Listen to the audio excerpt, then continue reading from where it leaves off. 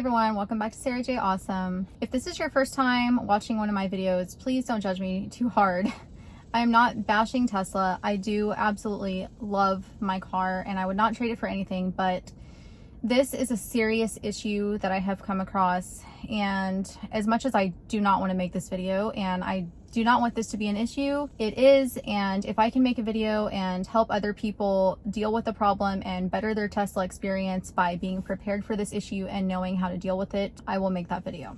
Let's go ahead and talk about what the issue is, what the causes of this problem are, and what are all the possible solutions for this problem. I have the 2020 Model 3 Standard Range Plus. I took delivery September 28th. At about 17,000 miles, so I drive about 2,000 miles a month, I started to notice a little bit of a funky smell in my car, and I wasn't exactly sure what it was. It wasn't there all the time. It was just kind of when I turned my car on at first and I kind of smelled something weird, and then it would kind of go away. At 18,000 miles, I realized that it was definitely coming from the AC vents. It seemed to only come on when I first turned my AC on, and then after about 20 minutes or so, it would go away. At 19,000 miles, I had the Tesla mobile service come out for a different problem with my car, and I just nonchalantly kind of asked them about this issue when they were here. They weren't actually here for this problem. And the Tesla mobile service guy said, "Oh yeah, I know exactly what you're talking about." He got in my car, he looked at my settings for my climate, and he said, "Oh, I noticed that you have your air circulation for the cabin on all the time." And I was like, "Yeah, I use it 24/7 because it's so hot here. I live in Houston." He's like, "Yeah, I know." He's like, "Well, don't keep it on circulated cabin air because the air just keeps getting colder and colder, which is the point of circulated cabin air, and it creates more condensation, and you're not letting the cabin air go out to the environment, and you're not bringing fresh air in the car. So condensation builds up around the evaporator coils and other places in the AC system and gets bacteria in there, and it starts to smell." So he said that what they could do was change the cabin filters and also clean my coils for me. He said that the cabin filters change alone would be $85 through Tesla mobile service, and cleaning the coils for me would be $145, and that would include cleaning the coils and changing the air filters. He said this is a common problem with Model 3 and Model Y. I had no idea that it was a common issue. I just thought it was something that was happening with my car. I started doing a lot of research, and I realized this is a very, very common problem, and there's tons of YouTube videos about people dealing with this issue with their cars. At 19,000 miles, which was 10 months old, the smell is absolutely unbearable. I am super pissed off about it. I'm not happy. This is the most expensive car that I've ever personally bought for myself, and the smell is unbearable when I turn the AC on. I did start leaving the circulated air off like he said, and after about 2 weeks of me leaving the circulated air off, pulling fresh air into the cabin and letting the cabin air escape into the environment, it did seem to help about 40% with the odor.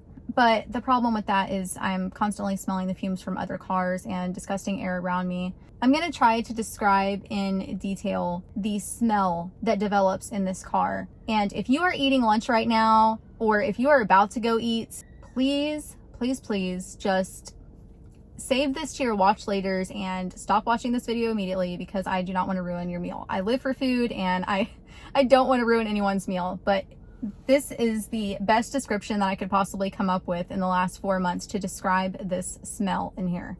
And apparently it is the same kind of smell for everyone that has this air conditioning issue. When the smell first started, it smelled like a McDonald's play place where a bunch of kids' sweaty feet are, climbing all over slides and all that stuff. And now at 19,000 miles, it smells like if there is a construction worker and he's working in the rain for 5 days and has not showered, and he's wearing leather boots, and then he comes home and takes off his work boots that he's been working in the rain in for a week, and then rubs the stinkiest cheese you can possibly think of all over the bottoms of his feet. That is what my Tesla smells like. This car is not even a year old. I am not happy, okay? And I absolutely love my car aside from this issue, but this is a real issue. So I am pissed off and I am embarrassed. I no longer let people test drive my car. I no longer let people look inside of my car because it smells so bad. So after doing all this research, there's two YouTubers that I really want to give a lot of credit to. I found that these were the two best videos to, one, describe the issue and, describe all the possible reasons and everything, and two, how to actually fix the issue, at least temporarily. The first YouTuber that I want to give credit to is Evan Michaels. That is the name of his channel, and he has made tons of videos about this issue, and he even did a little science experiment on his car, which is what really got me, because y'all know I have done some science experiments on my car too. He had mentioned that, number one, he believes that the evaporator coils may be too close to the filters. And when the evaporator coils are too close to the filters, the moisture in there can't really evaporate in this space between the coils and the filter. And so what happens is you develop moisture in between that filter and the coils, and it, gets bacteria in there and everything, and then it starts to really stink. So this could be a design flaw in that way that's causing the odor. Number two, there could be some kind of drain issue where the condensation is not able to drain properly. In everyone's videos, when we spray the coils, you can see the stuff draining out of the bottom of the car. So we know it is draining, but it may just be that there is a surplus of, liquid, and that's what makes it drain. But maybe there is like a little loop in the bottom or something, and it collects some moisture, and that's what's holding a bunch of bacteria in there. So maybe it just doesn't completely drain out, and maybe it's just holding just enough to cause an issue. The second YouTuber that I want to give credit to is totally freaking awesome, and he is just an amazing, nice guy, and he has really good videos, and we talk on Twitter all the time, and he's the one that actually gave me the confidence to go ahead and fix this issue myself. He walked me through the whole process of basically taking your car apart a little bit. It's not that scary, you guys. And changing out the filters. His name is Daryl, and his channel name is Nukem384. So Daryl, I want to give you so much credit for this. I wouldn't even be attempting to do this fix myself if I didn't see your video and you didn't walk me through the whole thing. So I really appreciate you. So let's talk about the possible causes just a little bit more. Recently, my AC compressor went out in my car, and they had to change a lot of other things within the AC system. And I asked them if there was any possible way that this smell could somehow be linked to the problem that I had with my AC compressor failing. And the Tesla Service Center said absolutely not. It's a completely different problem, and it's not associated in any way. Second, humidity, I believe, is definitely a huge factor. I live in Houston, Texas. It's extremely, extremely humid here. We can literally drink the air. It's super, super humid. And I've talked to a lot of people on Twitter and quite a few people on YouTube. And most people that have the issue seem to live in very humid climates. And I wasn't for sure if this was really the issue until I talked to one lady. She said she lived in a very humid state for a few years, and she had to change her filters and clean the coils like once every 6 months. It was super, super bad. The smell kept coming back. And then she moved to a really, really dry climate, and now she changes the filters and cleans the coils like once every 2 years, like they're supposed to. Tesla actually recommends that you change them once every 2 years. That was kind of like a little light bulb went off, like, okay, this is for sure something that has to do with humidity. If you live in a super dry climate, the things in your car are going to dry out a lot faster, including the condensation from the air conditioning. Something else I want to mention is that a lot of people told me that a few years ago, Tesla knew about this problem, and they actually made a software update that would keep your fan running in your car after you exit the vehicle for a certain amount of minutes. And that is meant to dry up some of the condensation from the air conditioning and basically just run the fan, but not the, cooling or heating essentially. And they hope that that would help with the problem and get rid of some of that moisture. But I am still having this problem. A lot of other people are still having this problem. Now let's talk about the possible solutions. So far, from all of my research that I have done and all of the people that I've talked to, there seems to be 7 possible solutions. And essentially, it's not just one solution. You have to kind of do all of them in order for this to really work and keep it gone as long as possible. It seems to just always come back, and we just have to keep cleaning the coils and changing the filters as often as we need to, basically. Number 1, someone came up with an idea that even when it's freaking super hot in the summertime or using our AC, try blasting your heater on full heat for, like 15-20 minutes or so every week week, and that will kind of help dry out the system and get rid of a lot of that moisture in there. I thought that was a really great idea, and he said that he's been doing this and it seemed to help a lot. So I probably will start doing that, but probably just like not when I'm in my car.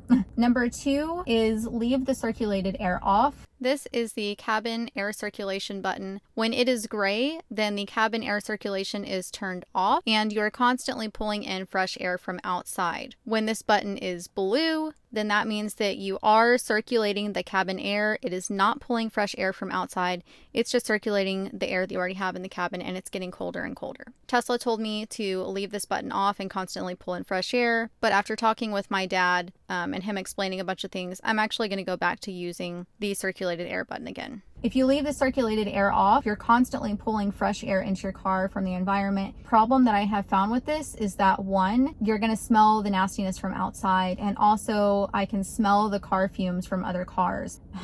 It smells so bad. And the other problem with leaving it off circulated air, when it gets to 100 degrees outside, it does not cool the air off enough because it's constantly trying to cool the air from outside. It's not recirculating the air in your cabin, so it's just getting colder and colder and colder and colder. It's just trying to cool off the hot air as it's coming in, and it just simply does not get that cold.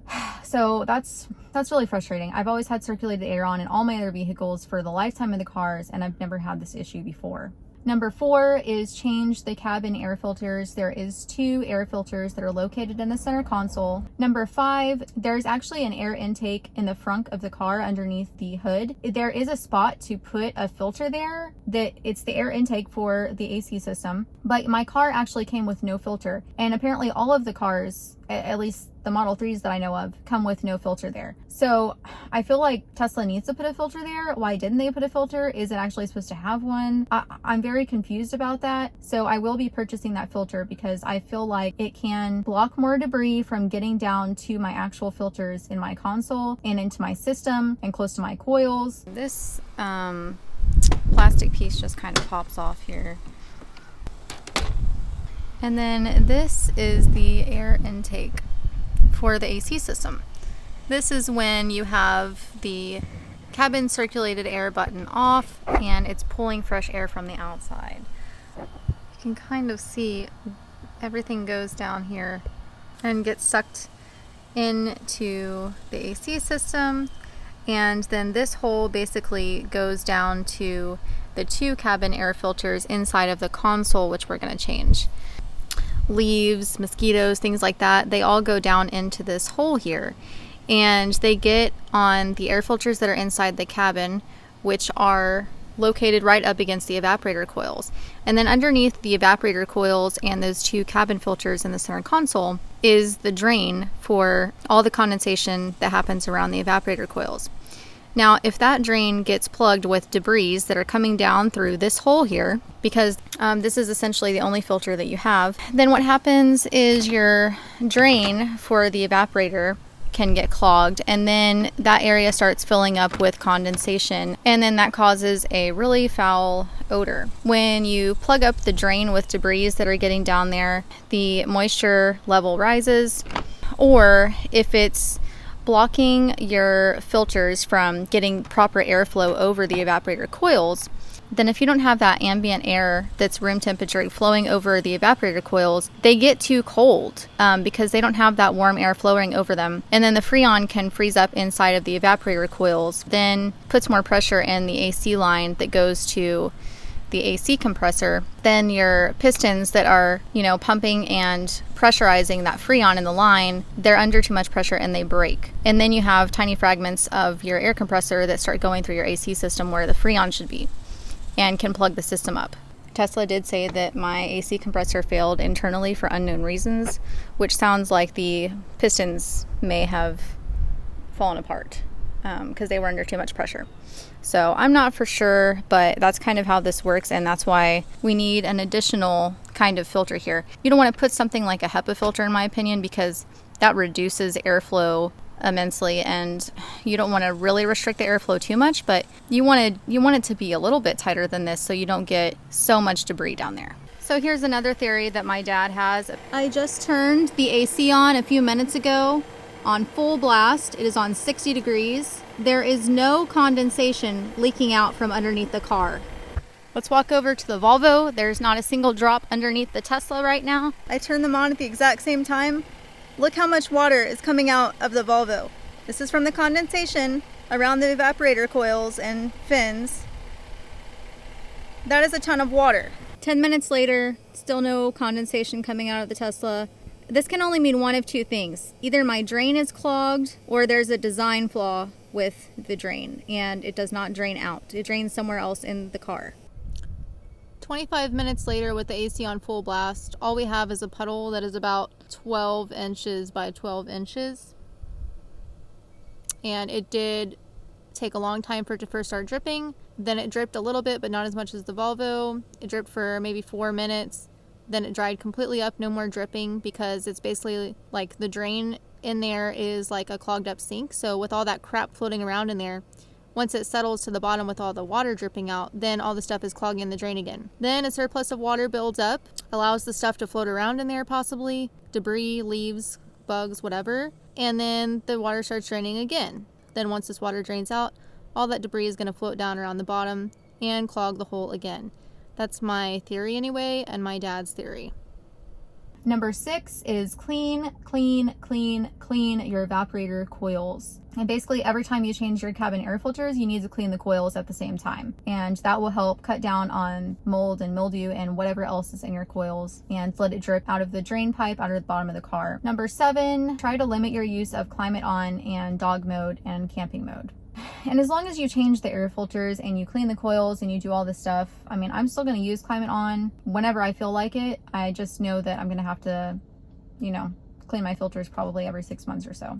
Now, let's talk about the kinds of filters that are available and the kinds of coil cleaner that are available. There are basically 3 kinds of cabin filters. There's the basic paper filter that Tesla makes for the car, and then also there's a lot of aftermarket paper looking ones. The Breathe Easy ones that I'm getting are just like the Tesla ones. They're made with the same kind of materials from what I can tell. But there's some good and bad things about each kind of filter. Number 1, they're easy to install, which is good because they're very flexible, so it's easy to get them in the slot down there that you need to put them in. They're the cheapest ones to purchase. They allow good airflow because they are kind of thin. They're not a HEPA filter quality, so I feel like that puts less pressure on the system, in my opinion. The bad thing about these though is that they do not prevent outside fumes like from other cars' exhaust. They're not very good at filtering the air, in my opinion. Specifically Tesla, I can really smell the exhaust when I don't have it on circulated air. The original Tesla filters are $17 a piece on the Tesla website, and you do need 2 of them.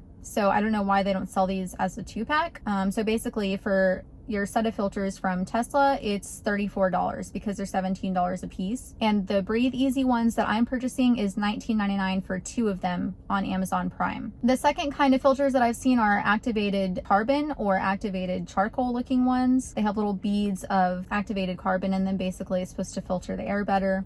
Those are the second most expensive ones. They run about $53.99 for 2 of them on Amazon Prime, but there's a lot of different brands. There are some cheaper ones, but I found some positive and negatives with this as well. Number 1, they say that they have a lot of beads of activated carbon in them, but the activated carbon actually, because of gravity, falls down, so it's kind of in this honeycomb shape everywhere, and the beads only kind of come up halfway over each one of the little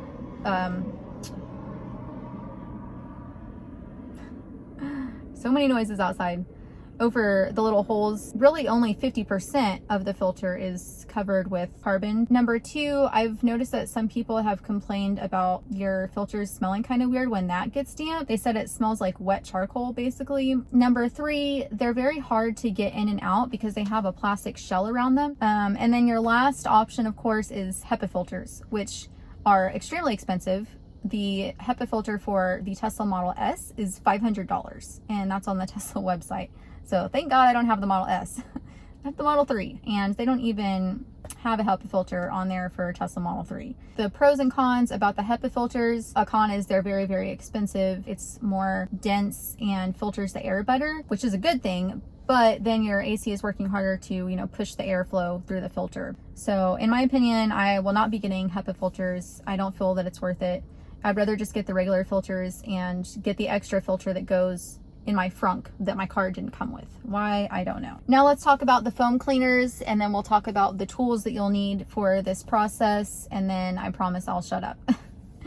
There's two kinds of evaporator coil cleaner that are recommended. The first one is the brand called Cool It. It's basically a spray can. It has a tube on it. It's a foam cleaner, and you spray it all over the coils and let it sit. Now, the pros and cons of the Cool It brand, it is cheaper than the other brand. It's $15.68 for 1 can of Cool It on Amazon Prime. However, compared to the other product, the Cool It has 6 ounces, which is not very much. So you actually need 2 cans of Cool It to clean your evaporator coils. 1 can will not be enough. Also, the Cool It brand seems to be not as strong. People have noticed that it smells like spearmint, almost like an air freshener, not really like a really good chemical clean. I want something really strong. I want a chemical that is gonna melt all of the bacteria and grime off of my coils.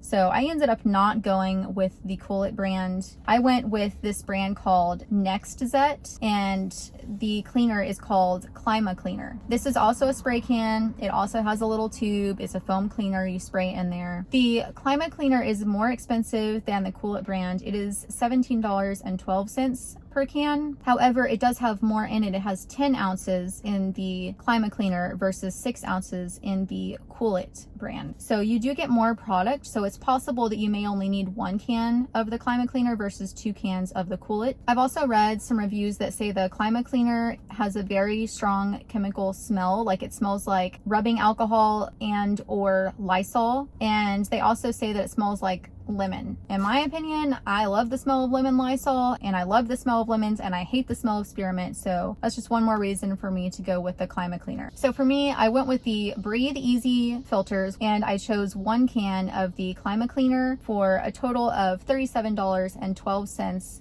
for me to clean my coils and change my filters. And Tesla would charge me $145 for the exact same thing. So I'm essentially saving myself $107.88 every time I clean the coils and change the filters myself, which will probably need to be done twice a year, I'm thinking. The tools that you need are going to be your 2 filters, the foam cleaner, which you may need 1 or 2 cans. You'll also need 1 flathead screwdriver, and you'll need 1 Torx T20 bit with a driver. I'll link everything below. If y'all have any questions at all, please let me know. I will answer them the best that I can. I hope this video helps a lot of people. I'm sorry it's another long one, but this kind of has to be a long one because I needed to explain everything in depth and share all of this information that I found. That way everyone doesn't have to go digging around like I did watching a million different videos. I've watched all the videos and this is what I found so far. So everything all in one place. I hope everyone has a great week, and I'll see y'all next time.